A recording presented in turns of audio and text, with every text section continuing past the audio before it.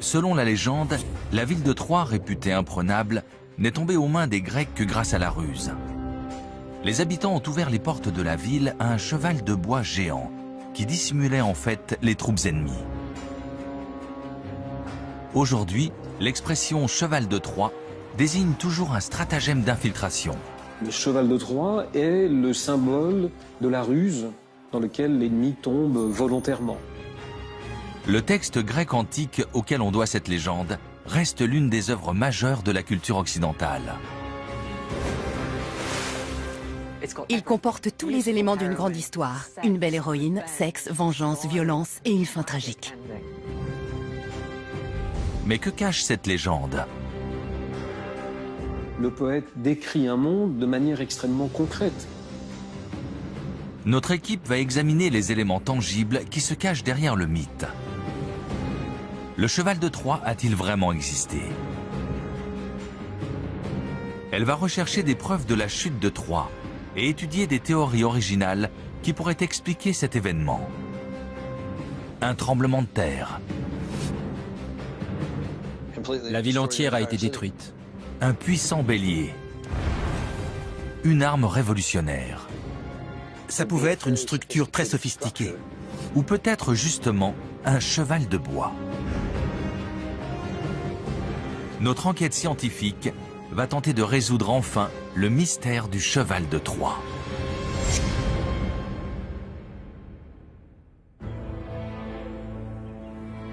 Tout commence par une rivalité amoureuse.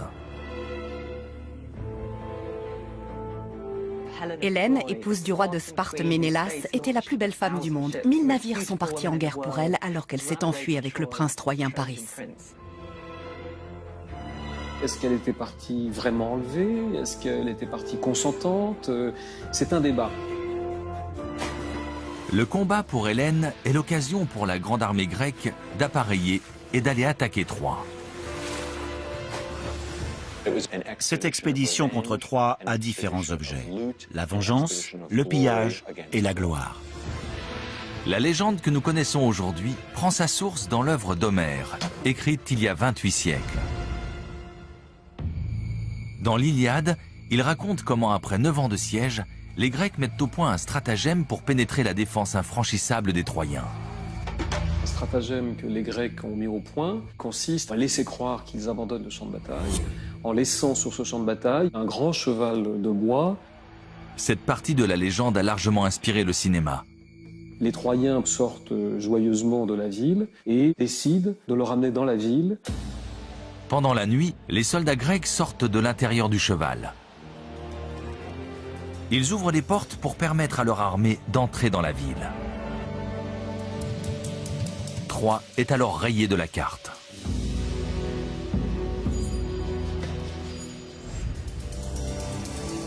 Aujourd'hui, pour la plupart d'entre nous, ce récit épique n'est rien de plus qu'une légende, une fiction. Tout le travail autour de Troie se cantonne à cet aspect mythique. Mais quelle vérité se cache derrière la légende? Edith Hall, professeur de littérature classique, et Alexandre Farnoux, directeur de l'école française d'Athènes, sont tous deux spécialistes des textes antiques. Ce qui m'interroge le plus, c'est pourquoi on en parle tant. Cette histoire continue de passionner les lecteurs génération après génération. Cela intrigue Alexandre Farnoux et Edith Hall. Mais si le premier pense que l'œuvre est une pure fiction, la seconde est prête à contester cette vision. Si la guerre de Troie a bien eu lieu, alors pourquoi la légende du cheval de Troie n'aurait-elle pas un fondement historique, elle aussi? Je recherche des éléments réels qui pourraient correspondre à ce mythe et en particulier des preuves tangibles de l'existence du cheval de Troie. Steven Ressler, ancien expert militaire, aborde la question avec un autre point de vue. Je vais modéliser la prise de Troie. Au moyen de plusieurs outils informatiques, je vais étudier, avec mon regard d'ingénieur, les différentes manières dont la bataille a pu avoir lieu. Nos experts vont allier les technologies de pointe à l'étude approfondie des textes antiques pour tenter de répondre à des questions essentielles. Les Grecs et les Troyens se sont-ils vraiment affrontés pour conquérir Troie? Comment cette bataille s'est-elle terminée? Mais surtout, quelle vérité se cache derrière le mythe du cheval de bois? La première étape consiste à prouver que la cité décrite par Homère était réelle, que la ville de Troie a vraiment existé, et qu'elle était bel et bien imprenable. Les textes antiques nous indiquent très clairement où chercher. Selon le poème d'Homère, la ville de Troie bordait la mer Égée. Les dieux pouvaient observer la bataille depuis le mont Ida, et les Grecs s'approvisionnaient depuis le détroit des Dardanelles. Tous ces paramètres convergent en un point très précis de l'actuelle Turquie. Il faut que ce soit près de la mer et dans une plaine fertile. Eric Klein est archéologue, expert de l'âge du bronze. Il a également mené des recherches de terrain pour localiser Troie. Le texte d'Homère regorge d'indications géographiques précises, comme la présence d'eau directement sous la ville. La zone où nous sommes, au nord-ouest de la Turquie, pourrait correspondre. Mais Homère nous indique aussi que Troie était alimentée par des sources d'eau chaude et froide. Les poèmes d'Homère sont étudiés depuis plus de 2500 ans. Ces indices ont donc toujours existé. Mais ce n'est qu'à partir des années 1870 que l'archéologie s'y intéresse. Tout commence avec Heinrich Schliemann, homme d'affaires fortuné et archéologue amateur. Persuadé que le récit d'Homère relate des événements historiques, il commence des fouilles juste ici. Heinrich Schliemann a découvert le site de Troie. Pour cela, il a creusé une énorme tranchée dans la colline, à la recherche de la ville.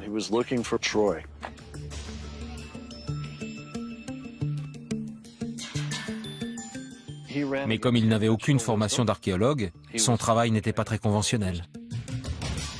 Les archéologues d'aujourd'hui auraient exploré le site avec le plus grand soin. Schliemann, lui, se sert de dynamite. Avec succès. Sous 15 mètres de terre, il met au jour une rampe pavée enfouie sous les décombres de constructions ultérieures. Au cours de ses fouilles, Schliemann a trouvé cette couche qui est en fait une voie d'accès. Il pensait avoir trouvé les portes C décrites par Homère, assez larges pour permettre le passage de 2 chars. Ces portes sont la toile de fond d'événements clés du récit d'Homère. Le cheval de bois serait ainsi entré dans la ville par les portes C. Pour Schliemann, c'est la preuve qu'il a découvert la ville du récit d'Homère. Peu de temps après, il présente cette photographie au monde entier. Sa femme, parée de bijoux antiques en or. Ils ont trouvé des bijoux en argent, en or, des colliers, des tiares, des boucles d'oreilles. Sans aucune preuve, il déclare que ces bijoux sont le trésor perdu de la Troie d'Homère. Schliemann, il n'était pas parfait, bien sûr, mais il a accompli un travail sur le terrain qui était un travail pour son époque et étant donné les connaissances qu'il avait assez remarquables. Il a quand même été le tout premier à attirer l'attention sur ce site. Mais beaucoup d'experts du 19e siècle refusent d'admettre qu'il s'agit bien de Troie. Cette citadelle leur semble tout simplement trop petite. Dans l'Iliade, Homère décrit une grande ville, extrêmement prospère, cible idéale pour un pillage. Mais la citadelle découverte par Schliemann couvre à peine 2 hectares. C'est beaucoup trop petit pour correspondre à la description d'Homère. Les preuves archéologiques contredisent le récit d'Homère. Ce n'est que vers 1990 qu'une nouvelle découverte remet tout en cause. Une plaine située au sud de la citadelle et qui comporte des dizaines, voire des centaines de maisons, fait en réalité partie de la ville forte. Troie dans toute sa magnificence. Avant cette découverte, Troie ne semblait être qu'une simple forteresse, une sorte de repère de pirates, une citadelle d'à peine 2000 mètres carrés. Mais l'adjonction de la ville basse porte la surface de Troie à 35 hectares. soit une superficie très significative pour l'époque. Cette surface en fait une ville opulente dont la taille justifie un siège de 9 ans. Tout semble plus logique. Grâce à ces preuves, l'existence de Troie est avérée. La ville est 10 fois plus grande que le site archéologique d'origine mis au jour par Schliemann. Les experts peuvent dès lors se concentrer sur la deuxième question. Ces 20 hectares correspondent-ils bien au décor du récit d'Homère, censé avoir lieu au XIIIe siècle avant notre ère? Homère, quand il nous parle de Troie, nous donne un certain nombre de détails sur la ville de Troie dans ses aspects matériels. Près de ce monument, hâtons-nous de construire de hautes murailles, remparts de nos vaisseaux et de nos guerriers. Là seront pratiquées des portes solides, pour laisser à nos chars un large chemin. Creusons, en dehors et tout près, un fossé profond. Homère décrit une ville aux murs imprenables. Mark Schwartz, historien militaire, cherche à comprendre les véritables moyens de défense de Troie. Il commence son enquête à la lisière de la ville basse. Cette zone est encore quasiment inexplorée. Ce terrain était couvert de bâtiments. C'était une ville commerçante très prospère. Les rues devaient être pleines de vie et résonner de toute l'activité quotidienne. Le travail de Mark Schwartz consiste à imaginer ce à quoi l'armée assaillante se trouve confrontée. Les murs de pierre ne constituent certainement pas l'unique obstacle à franchir. Là, nous sommes devant le site de fouilles. On peut voir ici ce qui reste du fossé fortifié, qui mesurait environ 2 mètres de profondeur par 3 à 4 mètres de large. Il entourait toute la ville basse. Ça fait environ 2 kilomètres. Peu imposant, ce fossé est cependant très efficace. Il constitue avant tout la première preuve que les Troyens se sont prémunis contre une attaque ennemie. Toute la ville basse est entourée d'un fossé défensif, renforcé par une palissade de bois. Cette voie d'écoulement pluvial présente des dimensions similaires au fossé.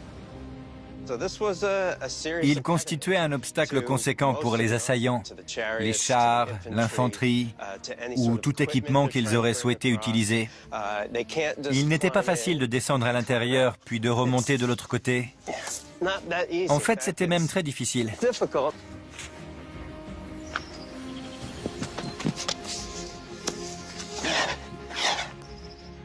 Et imaginez devoir le faire avec une armure en bronze sur le dos.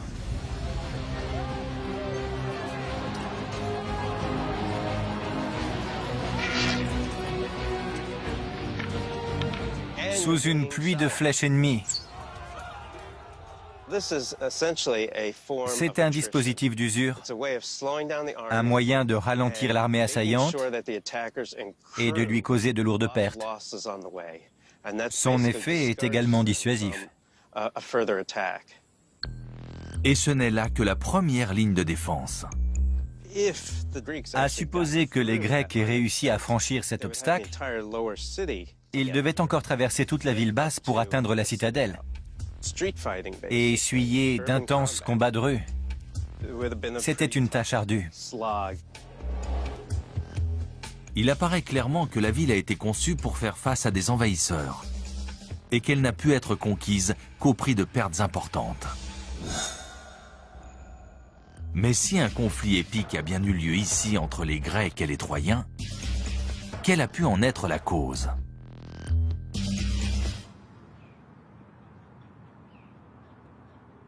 Le récit d'Homère fait état d'un conflit pour l'honneur, au cours duquel 1000 navires grecs seraient venus reprendre leur reine Hélène. Mais l'envahisseur avait-il un autre mobile plus terre-à-terre? Edith Hall quitte un temps sa bibliothèque pour s'immerger dans les paysages qui tiennent lieu de décor à l'œuvre d'Homère. J'ai l'impression d'être transporté au XIIe siècle avant notre ère. C'est comme si j'avais voyagé dans le temps. La confrontation au terrain confirme ce que laissaient supposer les rares preuves historiques qui ont traversé le temps. Cette colline rocheuse à quelques centaines de mètres de la mer a été le point central des luttes de pouvoir de toute la région. Nous sommes à l'extrémité nord-est de Troie. D'ici, on a un bon aperçu de l'ensemble du décor et surtout de l'avantage stratégique de cet emplacement géographique. Troie se situe dans le passage, dans ce qu'on appelle les détroits, donc les Dardanelles, qui est l'endroit qui met en relation tout le monde égéen avec le monde, l'Europe orientale et de l'Asie. Et par conséquent, cette ville représentait un verrou sur ce commerce. Et qui contrôlait ce verrou? Contrôlait l'ensemble des commerces et des échanges entre l'Est et l'Ouest, le Nord et le Sud. Mais l'importance de Troie n'est pas seulement stratégique. La ville a une réputation de richesse et d'opulence. Les Grecs étaient convaincus que les Troyens vivaient dans le luxe. Ce n'est pas une simple ville agricole. Il s'agit bien d'une cité très prospère. Les Troyens sont des commerçants, particulièrement connus pour une marchandise très spéciale, les chevaux. Les ossements de chevaux trouvés lors des fouilles indiquent que ces animaux onéreux et très rares à l'époque sont monnaie courante à Troie. Homère décrit très clairement une ville avec des avenues et des rues très larges, qui permettaient aux Troyens de circuler à cheval ou en char à l'intérieur des remparts. Ils étaient très fiers de leurs chevaux. C'est un animal indispensable pour tirer les chars. Et le char, c'est le mode de déplacement par excellence du héros homérique. Et c'est en ce sens que le cheval est très valorisé, car plus le cheval est beau, plus le char est beau, plus le héros, évidemment, est puissant. Le cheval était le genre de cadeau diplomatique que s'offraient les rois. Un bien extrêmement luxueux. À la lumière de ces éléments, il apparaît crédible que les Grecs aient choisi le symbole du cheval pour piéger les Troyens. L'opulence et la position stratégique de la ville en font une cible majeure. Mais quelles preuves permettent de confirmer le pillage de la cité, comme le décrit Homère? Des générations d'archéologues ont exploré ces ruines pour déterminer la date de prise de la ville et les causes de sa chute. Au-delà des dommages causés naturellement par le temps, existe-t-il des traces d'une destruction délibérée? Ce que je recherche, ce sont des preuves comme des murs effondrés, des blocs de pierre endommagés, des éléments surprenants, des dégâts qui ne surviennent pas naturellement. Par exemple, cet énorme bloc qui ne devrait pas être fendu en son milieu. On voit clairement où le bloc a été fissuré. Et on trouve beaucoup d'éléments de ce type ici. Si j'examine la fissure qu'on voit dans les pierres de ce mur défensif, j'ai du mal à déterminer quand elle s'est produite, mais on voit bien qu'elle s'étend sur toute la hauteur. On a longtemps cru que ces éléments étaient les traces de l'attaque des Grecs et du saccage perpétré une fois à l'intérieur de la forteresse.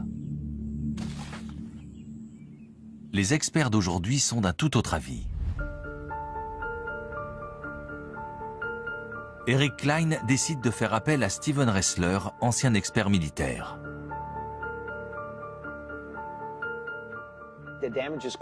Ces dégâts sont très particuliers. Il s'agit d'une série de fissures très marquées et obliques. Mais les pierres sont simplement fendues. Elles n'ont pas été pulvérisées ou réduites en petits morceaux. Ça ne ressemble pas du tout aux traces d'une attaque armée. Il semblerait que Troie se trouve à l'époque antique sous la menace de forces bien plus puissantes que l'armée grecque. Aussitôt, il se précipite du sommet escarpé des monts en marchant d'un pas rapide. Les vastes montagnes et les forêts tremblent sous les pieds immortels de Poséidon qui s'avance. Homère lui-même nous indique que la ville a tremblé sous la colère des dieux. Les traces relevées par Eric Klein ne peuvent pas être l'œuvre des hommes de l'âge du bronze.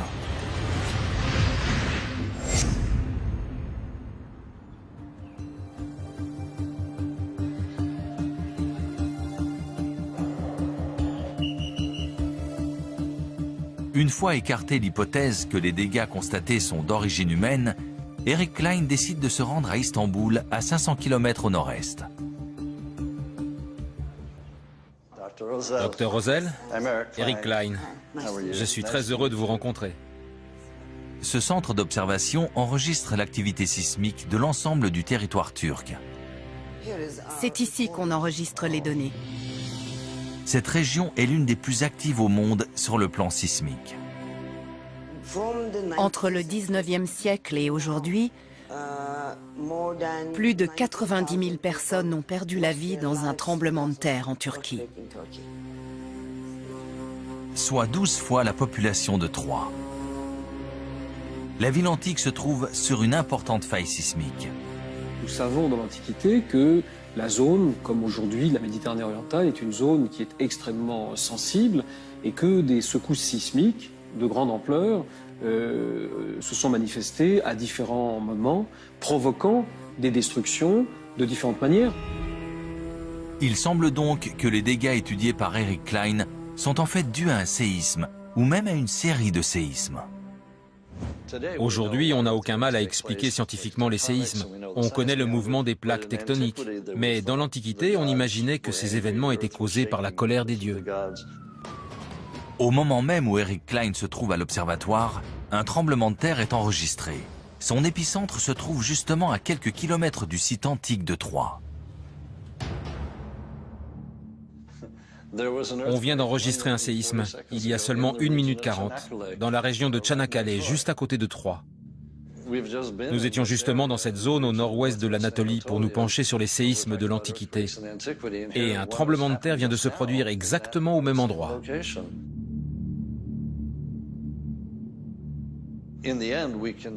Il y a certainement eu des séismes importants à la fin de l'âge du bronze. On doit s'attendre à en trouver des traces lors des fouilles. Les sismologues s'accordent à dire qu'une série de tremblements de terre a pu avoir lieu dans les environs de Troie autour de 1300 avant notre ère. Mais il reste une incohérence. Homère décrit un conflit qui aurait eu lieu aux environs de 1180 avant notre ère, soit plus de 100 ans après les séismes présumés. Et il semble qu'au lieu de fuir, au contraire, les habitants ont afflué ici pour reconstruire une ville encore plus dense. Eric Klein relève une différence dans la qualité des constructions. On voit ici que les méthodes de construction ont changé, qu'elles sont moins soignées que dans le reste du bâtiment. On constate qu'elles ne sont pas au même niveau. Dans les grandes demeures, on note que des murs intérieurs de cloisonnement ont été ajoutés aux murs principaux, comme si 3 familles s'étaient installées là où une seule famille vivait auparavant. L'étude de ces nouvelles constructions permet de comprendre que les habitants ont mis en place des protections contre une autre menace que les tremblements de terre. Un ennemi qui se trouve à leur porte. Lors des fouilles, de nombreuses jarres de grande taille, appelées pitoïs, sont retrouvées enterrées sous le sol de la citadelle. Il s'agit de réserves de nourriture. Cela leur permettait de rester à l'abri dans la ville assiégée et de survivre plus longtemps. On pourrait également en déduire que les habitants se préparaient à un conflit. Seul un peuple sur le point d'être assiégé prendrait de telles précautions. Les dispositifs défensifs de la ville comportent également des indices significatifs. Une partie du rempart a été détruite par un séisme. Les Troyens ont donc rapidement dû le reconstruire. Les habitants profitent de l'occasion pour renforcer leur défense. Une tour a été ajoutée à l'extrémité sud-est de la ville et l'une des portes qui menait à la citadelle a été condamnée afin de réduire le nombre d'entrées. Chacun de ces éléments renforce encore la défense de la ville. Ainsi est née la forteresse de Troie.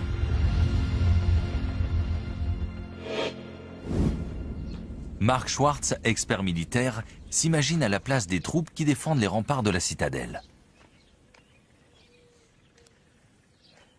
Ce mur d'enceinte très solide mesurait 335 mètres de long. Il semble toujours assez imposant, mais à l'époque, il faut bien imaginer qu'il était 2 fois plus haut et qu'il mesurait par endroits 4 mètres de large. De nombreux soldats pouvaient donc s'y positionner pour jeter des pierres ou tirer des flèches sur les assaillants. Il protégeait ainsi les points stratégiques. Les points stratégiques sont en fait les 3 portes principales. Nous savons déjà que la porte occidentale est condamnée après le séisme. La porte orientale est quant à elle renforcée par un second mur de protection afin de contenir les assaillants dans une zone plus restreinte. Une grande tour est également ajoutée pour offrir une position dominante lors des attaques éventuelles à travers la ville basse. Ils procédaient de la manière suivante. Des troupes étaient positionnées en hauteur sur les tours à l'extérieur des murs. Elles pouvaient donc tirer en même temps que les défenseurs postés sur les remparts de la citadelle et prendre l'ennemi sous des tirs croisés, juste là. Ces fortifications sont certes bien pensées, mais Homère est très clair, elles ont failli. Puisse un même courage échauffer le cœur de tous nos guerriers. Et bientôt tombera la ville de Priam, soumise et ravagée par nos mains. En effet, malgré l'efficacité de ce système défensif, des éléments archéologiques nous indiquent qu'une force ennemie a bien réussi à pénétrer dans l'enceinte des remparts.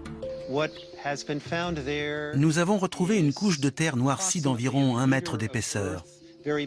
Elle contenait des éléments carbonisés et des pointes de flèches. Tout indique que la ville a bel et bien été prise et incendiée. Cette fois, il n'y a pas eu de reconstruction précipitée. Ces éléments concordent parfaitement avec la chronologie du récit d'Homère. D'autres indices étayent également la théorie d'une attaque grecque. Une des pointes de flèches que nous avons examinées présente une technique de fabrication typiquement grecque. Cette ville a été détruite par un tremblement de terre, puis reconstruite. Et c'est cette seconde cité qui semble avoir été rasée par la main de l'homme. Même si peu de corps sont retrouvés lors des fouilles, les restes examinés ne laissent pas place au doute.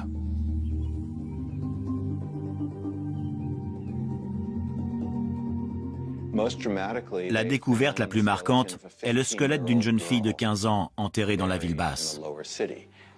Dans la culture antique, on enterrait les morts à l'intérieur de la ville que lorsqu'on y était contraint. Pour certains experts, le recoupement des textes antiques et des indices archéologiques confirme clairement que la guerre de Troie et le pillage de la ville ont bien eu lieu.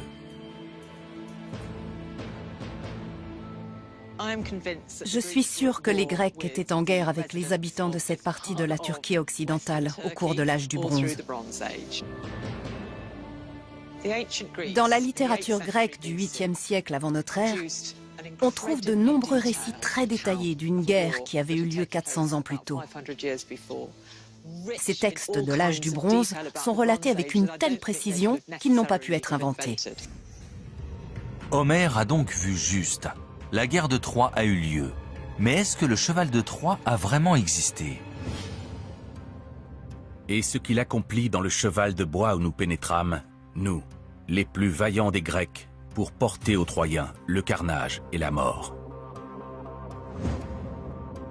Dès que les Troyens laissent entrer le cheval dans la forteresse, les soldats grecs s'en extraient et ouvrent les portes de la ville au reste de leur armée. Les experts d'aujourd'hui pensent que le récit d'Homère est une version enjolivée de la réalité historique. Le cheval de bois fait peut-être référence à toute autre chose. Il n'est pas impossible qu'en réalité le cheval de Troie soit un nom technique pour une machine de guerre dont on aurait perdu la mémoire et on aurait juste retenu l'idée que c'était un cheval. Et si le cheval était en fait une arme, un engin de guerre comme un bélier dont les assauts ont fait tomber Troie? Ces machines de guerre sont des espèces de machines montées sur roues et qui sont dotées d'un grand mât en bois et qui ont pour but de briser la porte en bois de la ville qu'on assiège. Mark Schwartz étudie la crédibilité d'une telle tactique. Il commence à la porte de la ville. Nous nous trouvons à la porte sud, la porte principale. Les portes de Troie sont en bois. Elle constitue l'entrée idéale si les Grecs parviennent à s'approcher suffisamment. Mais comment un bélier fonctionne-t-il? On utilise le poids et l'inertie d'un énorme tronc de bois pour briser une porte de ce type. La théorie est simple, mais qu'en est-il de la pratique? La forêt au sud de Troie constitue la réserve de bois idéale. Cet arbre, par exemple, ferait un excellent bélier, je pense. Compte tenu du poids du tronc, les assaillants doivent trouver un moyen de frapper cette porte renforcée de manière répétée. Ils ne peuvent pas se contenter d'abattre un arbre et de charger. Les Grecs disposaient d'un savoir-faire, de techniques pour construire des machines de guerre en bois. Nous avons même des traités de guerre, de manuels de guerre qui décrivent ces machines et la construction de ces machines. Steven Ressler, ancien expert militaire, s'imagine à la place de ses homologues de l'Antiquité. Je suis fasciné par l'ingénierie antique, parce que les conditions de travail des ingénieurs de l'époque étaient très particulières. Ils avaient beaucoup plus de contraintes que nous, peu de matériaux disponibles et peu d'outils pour travailler. Steven Ressler intègre ces contraintes pour concevoir numériquement un bélier compatible avec les moyens des Grecs.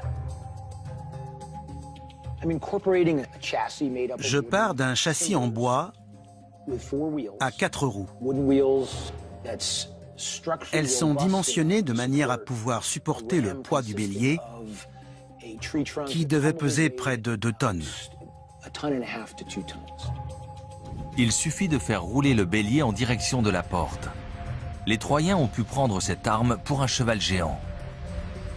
Le bélier est suspendu à des cordes, comme une balançoire. L'effet de gravité suffit donc à l'actionner. Chaque coup ainsi asséné est 10 fois plus puissant qu'une charge avec un bélier statique. Ce principe est encore utilisé aujourd'hui en démolition. Mais sur le champ de bataille, il n'est pas si facile de déployer un tel engin. Il aurait fallu des heures aux Grecs pour s'approcher suffisamment de l'enceinte, puis mettre en place le dispositif et enfin s'attaquer à la porte. On peut supposer qu'ils ont préparé le bélier à l'abri, hors de portée des flèches. Mais pour s'attaquer à la porte, ils n'avaient pas le choix, il fallait s'approcher. Ils étaient alors sous les tirs constants des Troyens. Un archer de l'âge du bronze bien entraîné peut tuer son adversaire à plus de 50 mètres. Le simple fait d'approcher de la porte était déjà très compliqué. On voit qu'on est emmené dans un goulot d'étranglement, un véritable piège mortel. Je pense qu'il était possible de venir à bout de la porte blindée en seulement 15 minutes d'efforts constants. Mais il faut tenir compte du fait qu'il devait opérer sous les tirs incessants des défenseurs. Il faut être en mesure de frapper cette porte de manière répétée, alors que les forces ennemies attaquent d'ici, d'ici et de là.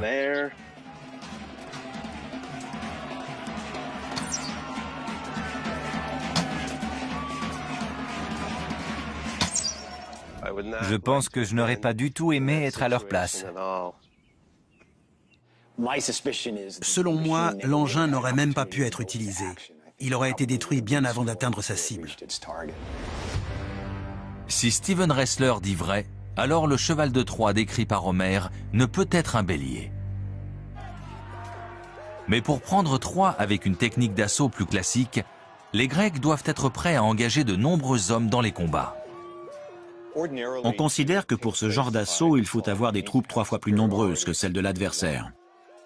Selon nos connaissances actuelles, les Grecs ne disposaient pas d'une telle supériorité numérique. Les Grecs ont tenté à plusieurs reprises de prendre la ville de Troie d'assaut, mais à chaque fois sans succès. Il y a un équilibre des forces entre les Troyens et les Grecs, qui sont très nombreux, mais qui ont l'inconvénient d'être hors de la forteresse. Dans cette hypothèse, la guerre a fini par tomber dans l'impasse. Les Grecs n'ont donc pas d'autre solution que d'entamer un siège. D'après Homère, il dure 9 ans. Ils s'opposent à mes projets et ne me permettent point de détruire la forte citadelle d'Ilion. Déjà 9 années se sont écoulées. Troie et ses défenses sont parfaitement conçues pour endurer un siège. Mais ses habitants peuvent-ils résister longtemps, confinés dans la citadelle? Mark Schwartz nous conduit dans le sous-sol de la ville. Nous nous trouvons ici devant le système de canalisation de la ville antique. C'est ce qui a permis aux habitants de tenir le siège. Car on peut survivre plusieurs semaines sans nourriture, mais pas plus de quelques jours sans eau. Donc ils avaient conçu ce magnifique système de puits qui permettait de fournir de l'eau aux habitants.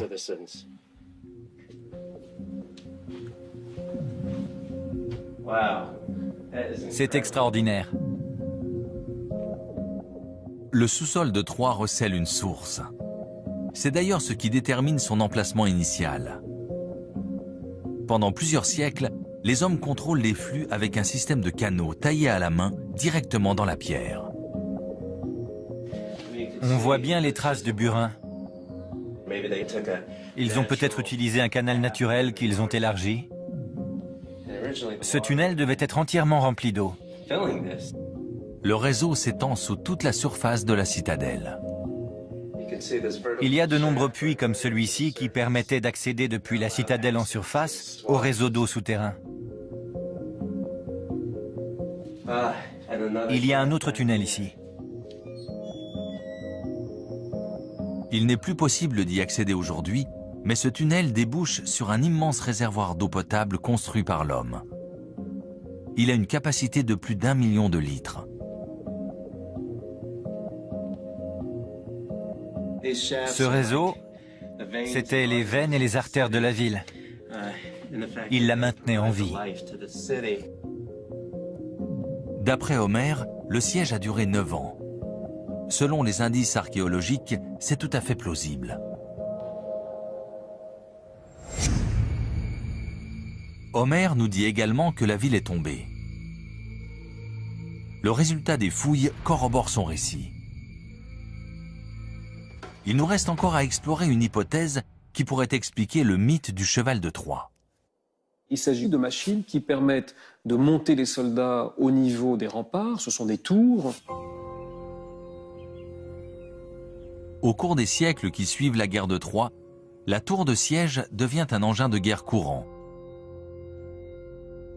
Le récit d'Homère pourrait être une description imagée du premier engin de ce type jamais utilisé. On peut facilement imaginer que le cheval de Troie soit une métaphore pour une tour de siège ou qu'il s'agisse d'une déformation des faits au fil du temps. La tour de siège aurait dissimulé des troupes et aurait pu être couverte de peaux d'animaux.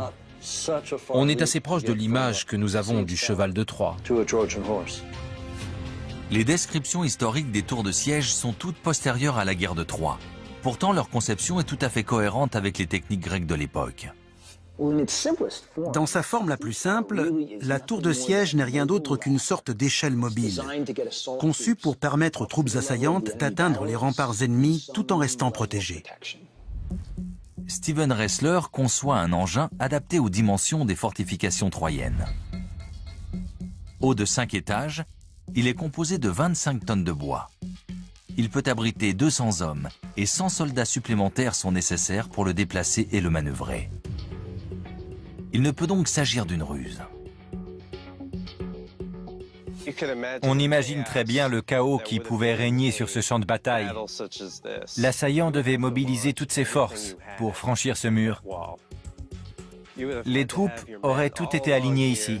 Les archers et les frondeurs auraient couvert l'assaut par des tirs sur les défenseurs.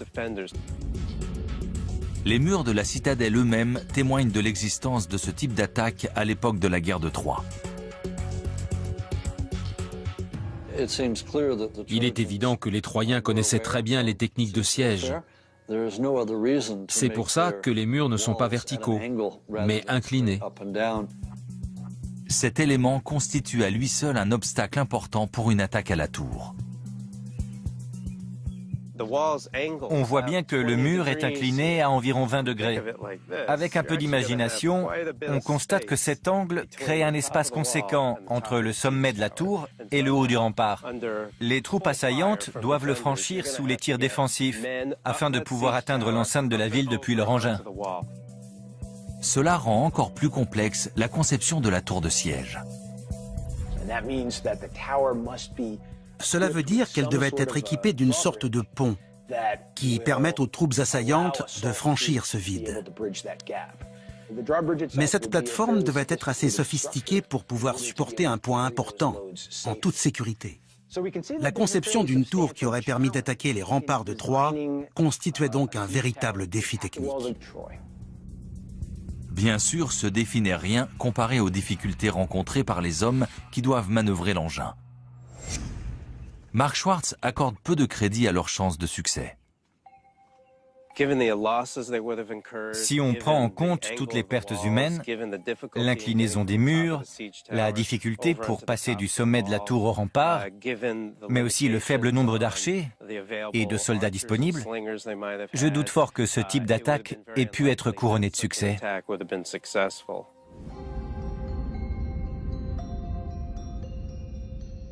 Les hypothèses qui permettent d'envisager le cheval de Troie comme un engin d'assaut sont donc écartées. Nos experts en reviennent au texte d'Homère et à l'idée que les Grecs, plutôt que de recourir à la force, doivent trouver une ruse imparable pour mettre un terme à ce siège. Il t'ordonne d'armer à l'instant tous les Grecs. Aujourd'hui, tu dois t'emparer de la superbe ville d'Ilion. Les valeureux Grecs tentent le tout pour le tout. Le poème d'Homère met en valeur deux aspects de la capacité humaine, la force physique ou la force intellectuelle. Il était évident que la force physique n'allait plus être suffisante pour prendre la ville et qu'il fallait recourir à l'intelligence. Le cheval de Troie est l'astuce machiavélique. Voici comment le texte d'Homère décrit le stratagème. Les Grecs rassemblent leurs meilleurs guerriers et les équipent pour le combat rapproché. Ils les cachent dans les flancs d'un cheval géant disposé devant les portes de Troie. L'armée grecque fait mine d'abandonner le siège et reprend ses vaisseaux. En fait, elle reste en attente aux abords d'une île toute proche, mais hors de vue. La suite de l'histoire a fait l'objet de nombreux récits, films et œuvres en tout genre. Les Troyens font entrer le cheval dans la forteresse et baissent la garde pour célébrer la fin de la guerre. Les soldats grecs en profitent pour sortir de leur cachette et se précipitent pour ouvrir les portes de la ville.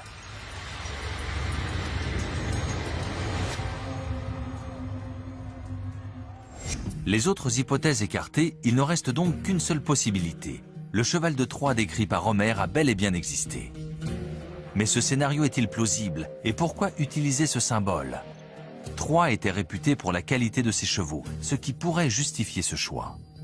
Le choix de cet animal est un geste très subtil de la part des Grecs. Le cheval était l'un des emblèmes de la ville. En offrir un aux Troyens pouvait donc être compris comme un acte de soumission. À l'âge du bronze, la réalisation de cette structure, pourtant complexe, est tout à fait à la portée des Grecs, qui sont un peuple de marins. C'est pas tant une prouesse technique, car c'est finalement un bateau renversé, hein, c'est une coque de bateau montée sur roue, en quelque sorte, le cheval de Troie. Steven Ressler se penche sur les techniques grecques de construction navale alors en vigueur. Si on examine la structure globale du cheval, on retrouve la quille, la proue et la poupe. Il y a aussi des étambeaux qui supportent le gouvernail du bateau. C'est très similaire au navire grec. Quant au corps du cheval, il ressemble beaucoup à une coque de bateau. C'est comme ça qu'ils ont dû s'y prendre. Il devait pouvoir transporter une charge assez importante. Cette charge est constituée de nombreux soldats armés. Mais de combien d'hommes parle-t-on? Au fil du temps, le récit a sans doute été enjolivé. Les versions les plus récentes font état d'un bataillon entier.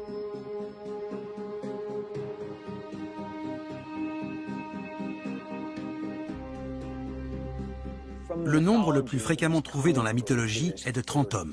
Partons donc de l'hypothèse que 30 soldats étaient cachés à l'intérieur du cheval. Un soldat tout équipé occupe un peu plus de 2 mètres cubes.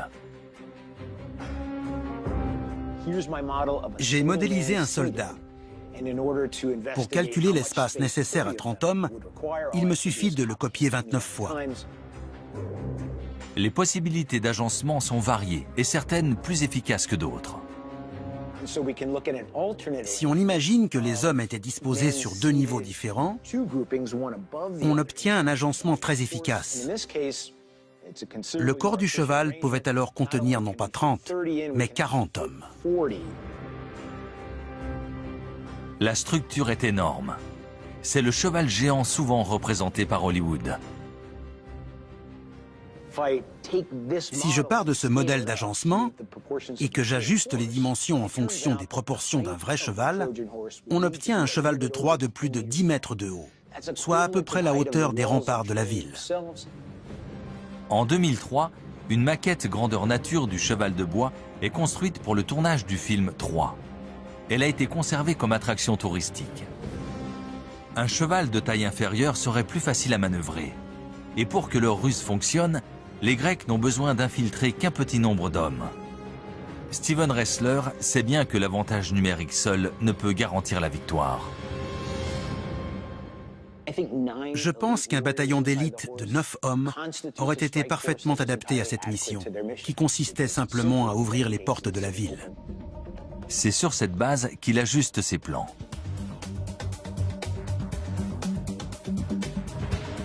La structure doit être assez petite pour ne pas paraître menaçante. On obtient un cheval de taille très modeste. Les Troyens n'auraient jamais pu se douter qu'ils pouvaient abriter 9 hommes. Il mesure un peu plus de 4 mètres de haut pour un peu moins de 2 mètres de long. Mon cheval de Troie est suffisamment petit pour pouvoir passer par la porte sud. Homère nous indique que les Grecs ont utilisé le cheval de Troie pour franchir les remparts de la ville grâce aux hommes cachés dans ses flancs. Une telle ruse est-elle vraiment crédible? J'ai du mal à croire que les Troyens aient pu se laisser berner aussi facilement, sans même vérifier qu'il n'y avait rien à l'intérieur. Est-ce que c'est plausible? C'est difficile à dire. Ce qui me semble très crédible, c'est l'idée d'infiltrer des soldats pour qu'ils puissent ouvrir les portes au reste de l'armée depuis l'intérieur de la ville. Ça, c'est plausible. On peut au moins imaginer qu'ils en aient discuté. Tu crois vraiment que les Grecs sont partis, qu'on peut leur faire confiance? Un groupe d'habitants a fait entendre que le cheval était un don des dieux et qu'ils ne pouvaient pas le refuser. Selon le récit d'Homère, le cheval entre bien dans la ville et le siège connaît une fin tragique. Ce que ne savent pas les Troyens, c'est qu'en emmenant ce cheval dans la ville, ils emmenaient en même temps un bataillon de Grecs cachés dans les flancs du cheval qui, dans la nuit, vont sortir du cheval et détruire toute la ville.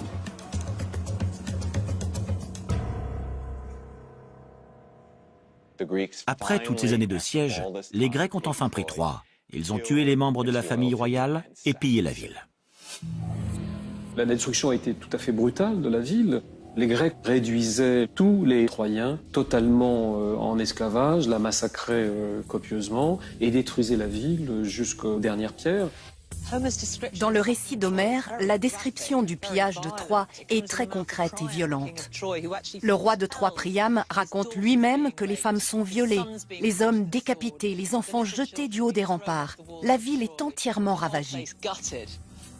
En l'espace d'une journée, Troie a été réduite en ruines, en cendres. La Troie d'Homère est tombée il y a plus de 3000 ans. Tout comme les ruines antiques ont depuis été recouvertes par plusieurs couches de terre et de pierre, la réalité historique a elle aussi été ensevelie sous plusieurs mythes. Il est pourtant difficile de ne pas reconnaître une part de réalisme dans ce récit. Je pense que la guerre de Troie a bien eu lieu. La ville était prospère et il a fallu du temps aux Grecs pour s'en emparer. Nous savons que les murs de Troie en faisaient une forteresse quasiment imprenable. Le conflit dure aussi longtemps, malgré des assauts répétés des Grecs. C'est la raison pour laquelle, en ultime recours, on met au point le piège du cheval de Troie. Un assaut contre Troie aurait nécessité des ressources en hommes et en matériel bien trop importantes. Pour leur part, les Troyens étaient en mesure d'endurer un siège de longue durée. Après l'étude de plusieurs scénarios envisageables, l'hypothèse du cheval de Troie, du stratagème, de la ruse, demeure la plus crédible.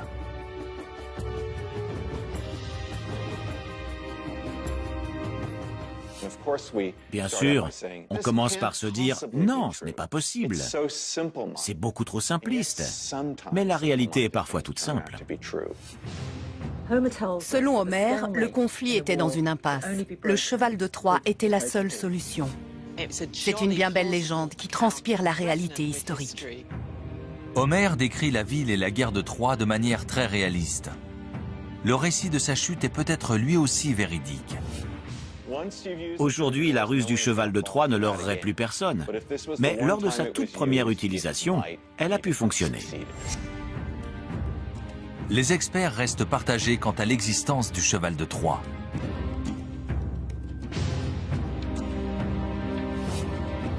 Mais ce n'est pas parce que cette histoire est entrée dans la légende qu'elle en est une.